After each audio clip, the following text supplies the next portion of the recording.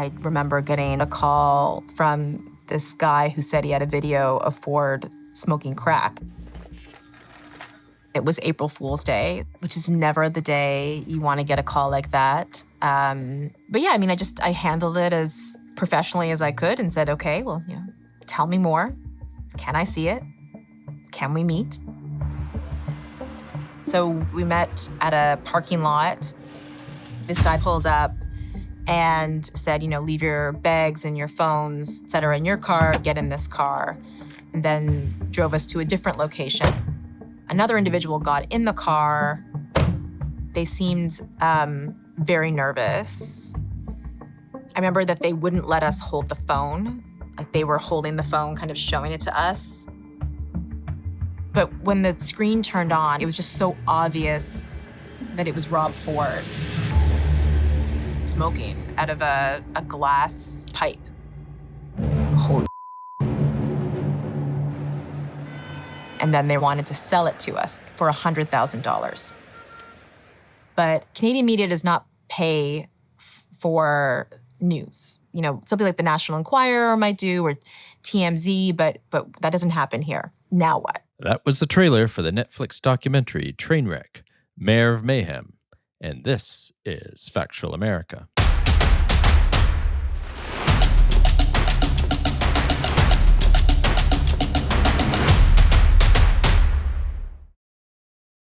I'm your host, Matthew Sherwood. Each week I watch a hit documentary and then talk with the filmmakers and their subjects. Initially dismissed as a joke, political outsider Rob Ford ran for the mayor of Toronto in 2010, winning in a shocking landslide election. But his administration soon became a slow-motion train wreck amid an avalanche of scandals, culminating in a video of him smoking crack. He soon sparks an international media frenzy. Shianne Brown, welcome to Factual America. How are things with you? Hello, things are pretty good. It's a grey day in London, but I can't complain. It's not raining, though. So. Yeah, it is actually raining. Oh, is it? Torrential, okay. Yeah. But yeah, I'm good. Excited to speak to you. It may be, maybe cloudy there, but I'm sure it's bright, sunny skies in terms of everything that's happening in your life and with this latest project. So just to remind our listeners and viewers, we are talking about Trainwreck, Mayor of Mayhem. It's the second installment of this year's Trainwreck series. The first one was the Astroworld tragedy, and we actually had them on. So we actually had Yemi Bamiro on. So for that one, so do check out that episode and also our episode about that one. But Mayor of Mayhem is now streaming on Netflix from June 17th. So congratulations and great to have you on, Shianne. Really, really appreciate it. Maybe you can kick us off by just giving us a synopsis. What is Mayor of Mayhem all about? So the Mayor of Mayhem is about Rob Ford, who was the former mayor of Toronto. And it's essentially a film that charts his meteoric rise to public office and, what happened within his administration and the scandals and life events that unravel at the time that results in the ending of the film. Okay. I think, yes, let's delve into that a little bit more because it's he's quite, well, he's passed away, unfortunately, but he was quite the character, to say the least. Maybe you can talk to us about the rise of Rob Ford, because to be honest with you, one reason I was interested in doing this for many reasons, but one is I have covered Canada in my career and in the first decade of the century, so I was aware of Rob Ford, but not many people were. Certainly not many Americans. So where did he come from? Let's talk about the rise of Rob Ford. I think a lot of people, even in Toronto, didn't really know where Rob Ford came from. He was essentially a councillor in the ward of Etobicoke, which is a ward in Toronto. And he was known as this customer service counsellor where he would return phone calls. He was a man of the people. And so he really built a strong political base in Etobicoke. And essentially that spread across the country because the city, it spread Right. across the city because he was known by a lot of local Torontonians. And he would often cause quite a noise in the city council, in the chambers, and he would often, have have an argument or a debate with people who were quote unquote a part of the establishment. So he was a larger than life character. He was, he was definitely a character. I mean, for those who haven't seen this yet or don't know who Rob Ford is, I guess best way I could probably comes to mind of describing him, because he is larger than life, both literally and metaphorically. He's like Chris Farley, kind of type of character, and yeah, so he's just this presence, and you have great footage in there about him in the council chambers, and basically, as you say, was the service, serving the people. But then he runs for mayor, right? And what's his main issue? It's basically kick everyone out. Things have got to change. The government's wasting your money, I think, is kind of the things I picked up on. Yeah, what I think is really unique and interesting about Rob is that he starts his campaign in the middle of a massive garbage strike. So there was the current mayor, who was a progressive mayor. He just didn't have a handle on that strike, and so it went on for weeks and weeks and weeks, and the city was overrun by raccoons and rats, and it was disgusting. And so I think that angered a lot of people in Toronto, and I think it meant, that there was a space for somebody to come in and to really utilize that and say, this wouldn't have happened under my watch. Right, I'm going to change it. I'm going to make, the garbage workers, an essential workers. I'm going to make sure this never happens ever again, because our city's amazing and it shouldn't be overrun by rats and raccoons. So he's essentially an underdog. And that's what I find really interesting about this story is, Rob is coming out of the ranks of, people didn't believe that he would be even worthy of being voted in as a mayor. And so he just comes out of nowhere, basically, which is really interesting. Yeah, because as you say, he says, I can run things better. And some people, I think, you don't really dwell on this, and I think rightfully so.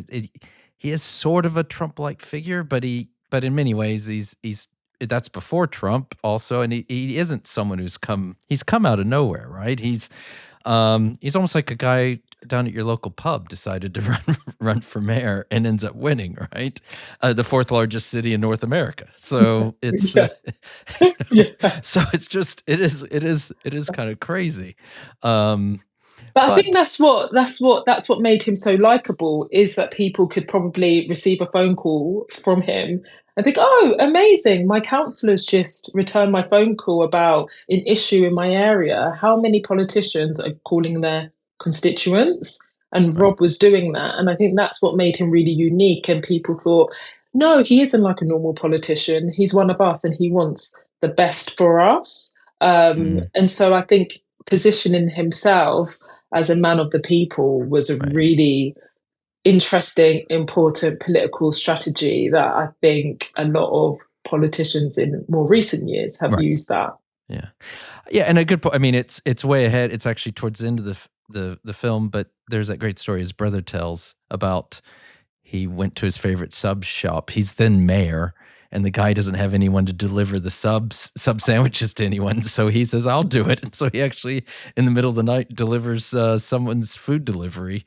They get a food delivery from the mayor of Toronto. So it's just... I know. I couldn't imagine that happening in London, which is equally a big city and, this global hub.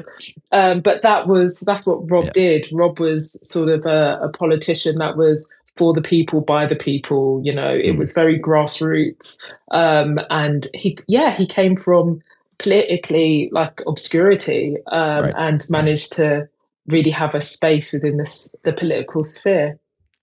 So he has this meteoric rise, right? Then he wins the mayor's race, I gather, I think you say it's sort of a landslide, although there were doubts, and even his own team, and you show this, and they're on camera saying that they didn't even think he could win, but he wins. Then it all kicks. Well, I say it all kicks off. There's some signs that there could be trouble in the lurking. But so those first few years in office, he is achieving a lot of things. I guess he took care of the garbage strike. But then it all really kicks off. I mean, and in ways that even now we're in a world where people are shocked when the president of a country gets slapped by his wife on a plane, right? And yet that's nothing compared to what happens next, isn't it? Yeah, and also in the film, we weren't able to, go into every single scandal before, and I think that's, a journalist called Dave Ryder, he says in the film, scandal, flew off Rob Ford like sweat off a runner. Right. And in those very early days, it was, the Toronto Star in particular would have a lot of articles about, Rob was drunk at a gala, or, Rob is drinking. And, there was lots of tweets of Rob going to liquor stores and like getting like these it's called Mickeys, which are like small little bottles of alcohol. And so that was going around on Twitter. Remember, this is the early days of Twitter. And so there were spottings of him there. And I think all of this was bubbling, something was clearly bubbling under the surface. But when the media were reporting it, it was, another scandal. And I think Rob made it interesting for the media. There was something, to talk about. There was something to follow. And I think, he made things a lot more interesting. And the journalists that I did speak to, I think there was an understanding that, okay, once he gets elected, this is going to get interesting. and it did. Right. So tell us the big thing. So there's, like you said, there's all these little scandals. He's doing the typical, well, they're out to get me. It's it's a media conspiracy to get me. But then, something, it's hard to believe, but rumors come out that there's a video of him smoking crack. And this is 2013, isn't it? That's, so he denies it, right? Yeah. But then someone else. Oh, this is a bit of a, like, all docs are about more than just a singular subject, right? And so this thing about being the early part of the 2010s, with early rise of social media and smartphones, and you've got. Is this site even exist anymore? But is it Gawker? I guess. Gawker, yeah. And imagine that now. I don't think it would have gone on for so long. Is there a tape? Right. Isn't there a tape? Right. I think that would have leaked out on social media by some point. And I think that's what, is really interesting about this time is it was the era of Blackberries, Right. Twitter had just started.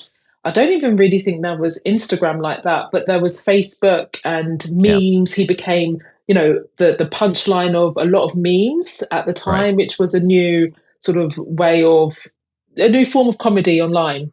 Right. And so, he existed in that vacuum. And so when the video, there's rumors of this video, that just spirals, and it spirals and spirals, and his team can't get a hold of it. And, eventually Gawker, who are an American blog, they post it because they've also seen the video. And then that means that the Toronto Star are able to report on that report from Gawker, and that they also have journalists who have seen the video. Yeah.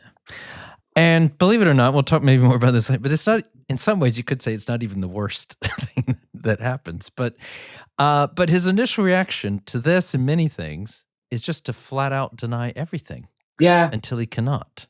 Yeah. Now, do you think, because of, as you raise, this is the early days, do you think he really believed there were no videos?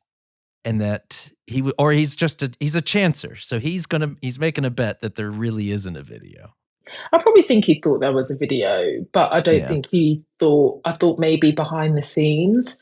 I don't know what was happening behind the scenes on a higher level, Right. with Rob and, his brother. Mhm. But I could imagine there were conversations of, is it going to come out? Like, how can we get a hold of it before it really escalates? Because I think that's what any politician would do, is try to, control the narrative. Usually someone smoking crack that would end their political career if they're caught on camera. Yeah. He gets caught a second time.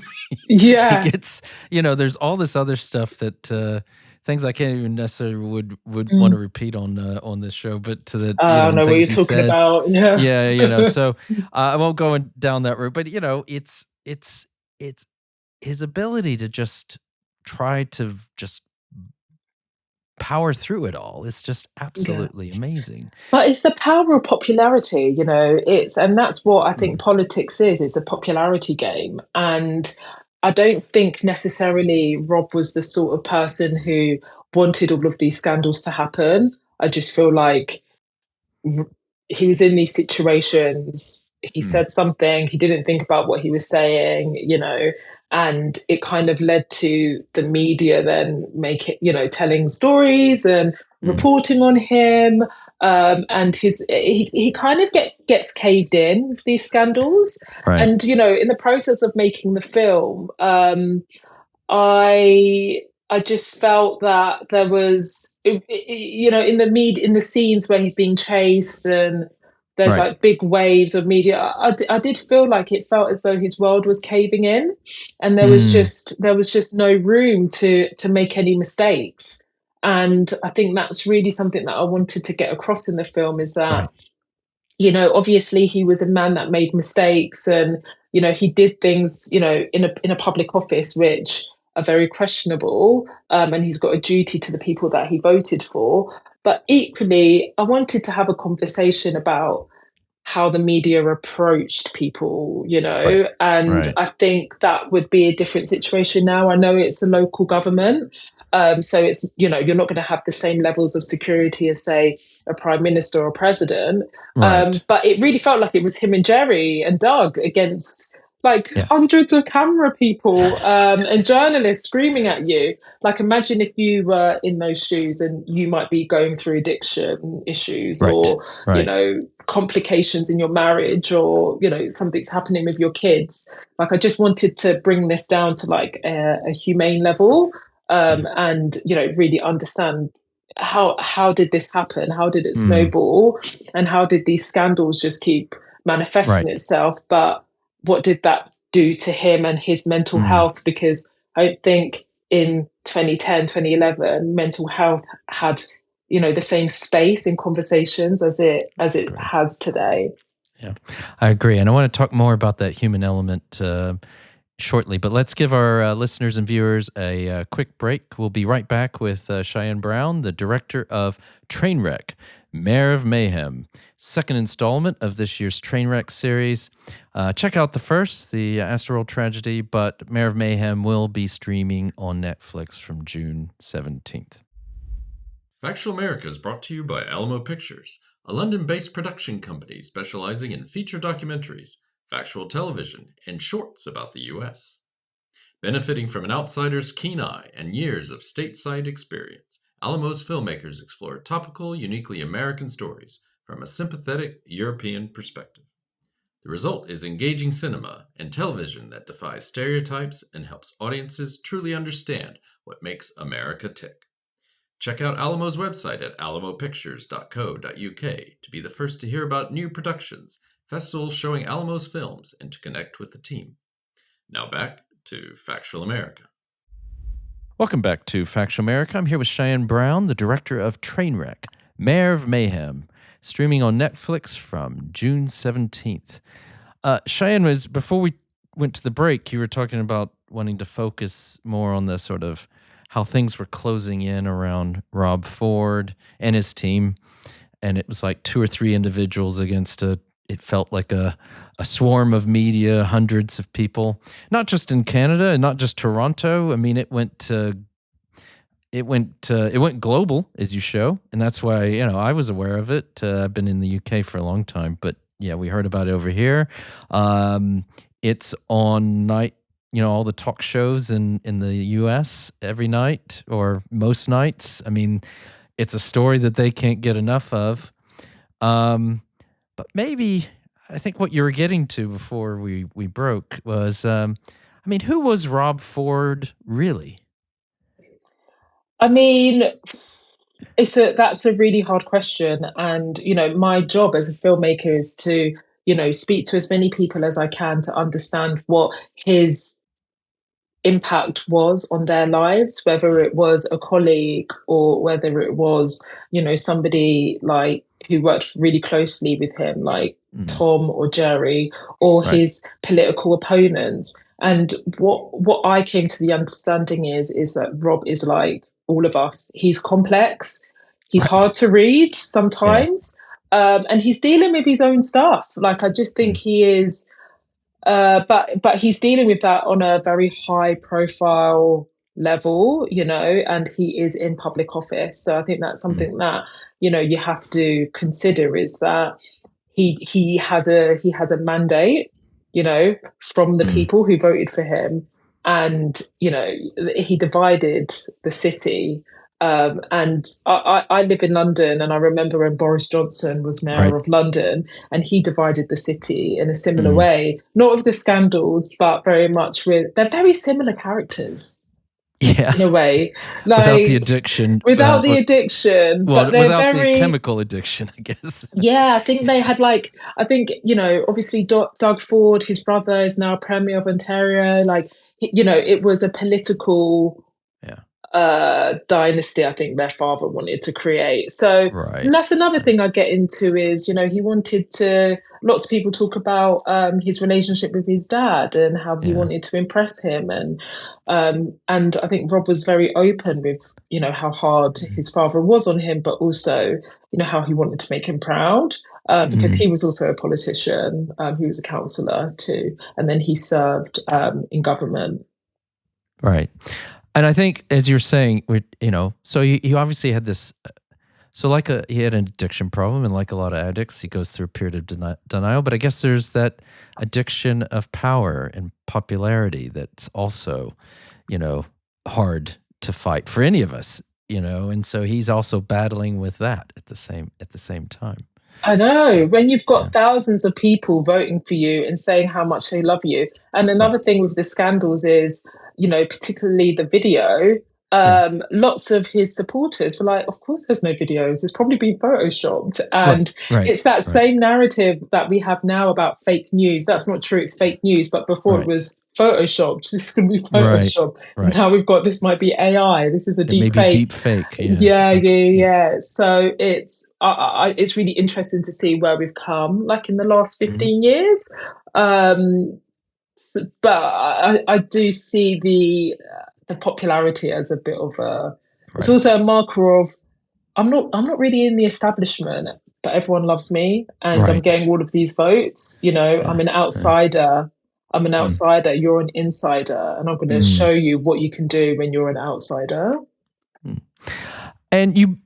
Just wanted to ask you quickly, because you did mention his brother Doug, actually, who's now not only is just still in politics, he's the Premier of Ontario. So, and he was his campaign manager. I mean, are they cut of the same cloth? Are they any similarities? He's avoided the spotlight that Rob had, but in the sense of the scandals, from what I gather. But did you find anything else about him when you were making this? I think it's from sort of how I decided to frame Doug as sort of the I guess he was sort of the mastermind behind it all.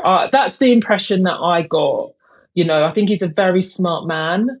And I think that he was able to use his political strategy to get Rob in that position of power. And from, speaking to people, you kind of get the impression that it was like Doug was able to maintain some influences as well Right. within Right. that within his time. But that's just, having spoken to various people, Yeah. who are, at City Mm. Hall. Okay. So how did you become involved with this project?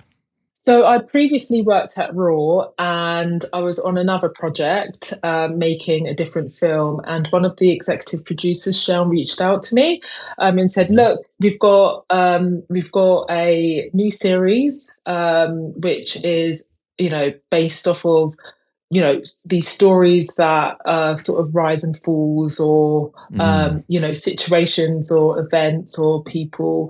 And I said, "Oh, that sounds really interesting." And we were speaking about Rob Ford, and I'd remembered Rob Ford from back in Okay. 2012 when he kind of became a viral Right. sensation. But then I didn't really know what happened to him. And so as I looked into the story a bit more, I was like, wow, there's a deeper story to tell with that. Mm. And I think there's, let's look at the man behind the Right. headlines and behind the scandals. And yeah, and so that's how I Okay. became involved.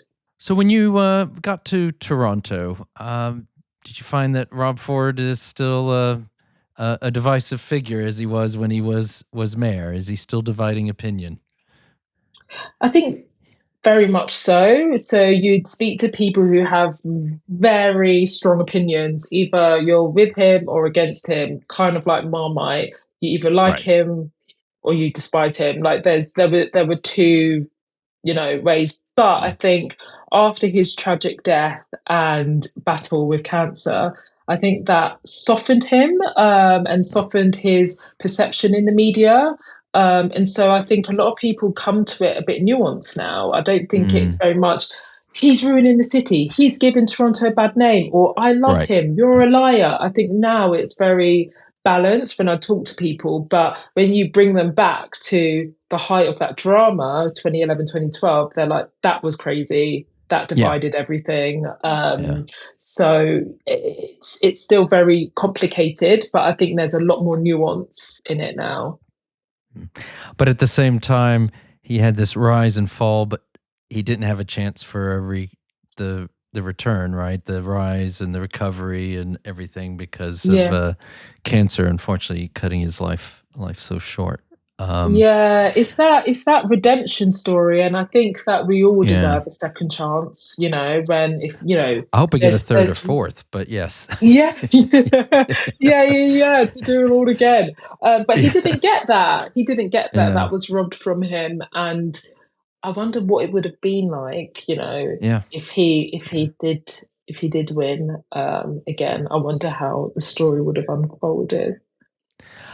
Well, in terms of telling that story, what was the biggest challenge for you? The biggest challenge was just maintaining that it was like getting that human element in, and because I think there's so much to pack in, so I wanted to look into his family background slightly. I wanted to look at him as a customer service, the mayoral years, and we don't get into certain things in his story, but I just then wanted to maintain. I wanted viewers to go on a journey, like I also went on a journey of, who is Rob Ford? You might come into this initially thinking, oh, I remember those viral videos of him, falling over, or the crack video, whatever. But I don't think a lot of people know the story of Rob that Tom and Jerry speak about.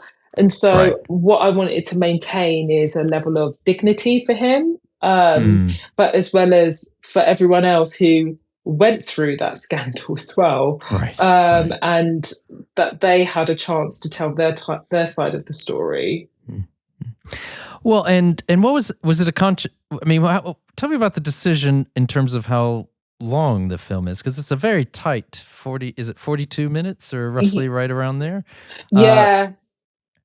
I mean, I thought it was great. I mean, I don't have I don't prejudge, they always say you take as long as you need to tell the story, right? But to have that option to tell it in a kind of a tighter package than often we get used to when we see features or series.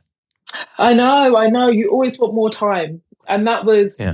and there was a lot of stuff that, we had to, take out, but I wanted to ensure anything that we didn't include, it was justified, and we Right. were able to maintain that balance.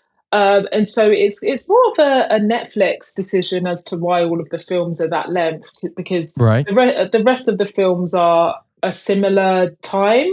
Okay. But that was a different conversation that I wasn't really a part of with the timings, Yeah. and that was sort of the allocated time. Okay. Well, I mean, as far as I'm concerned, it works very well. I Oh, mean, thank you. yeah, I think it. As someone who does a lot of writing, I know it's. So if someone tells you you need to cut a few hundred words out of a piece, it actually usually makes it better. So it's kind of. No, I think it's very well put together, very nicely edited, and I think it tells an incredible story. I think what I like about this series is that it's these, we were talking about with the Asteroid tragedy.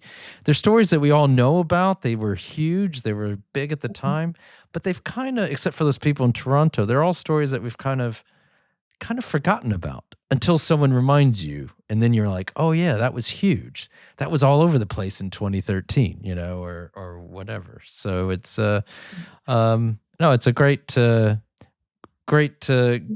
story and also a great series. Thank you. Just on that note about the editing is I worked with an amazing editor called Napo, and we worked really well together in terms of finding the right pacing and having the right emotion, and the excitement of when he has his first campaign event, when nobody thinks anyone's going to turn up, and then there's thousands of people. I just wanted to create those feelings of and to match the energy that was in the room when I was speaking with people, because when when you're interviewing somebody like Mark, the chief of staff, it was exciting. And when Jerry would talk about the event in the city chambers when they want to strip him of his mayoral title, then I just wanted to match what people were telling me in the edit. And Oscar, who produced it, was brilliant at formulating all of these different types of people. So yeah, it was definitely a team effort. Okay.